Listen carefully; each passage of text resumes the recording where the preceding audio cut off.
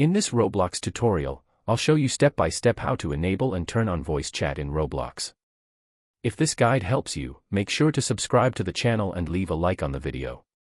Once voice chat is activated, you'll be able to communicate with other players using your microphone while playing your favorite Roblox experiences. So, let's get started. First, open Roblox and click on the settings icon located in the top right corner. Tap it again to access the settings menu. Next, go to the phone number section and choose the option to add your phone number. Enter your number and complete the verification process. Once your phone number has been successfully verified, click on Done. After that, look at the left side menu and open the Privacy and Content Restrictions section.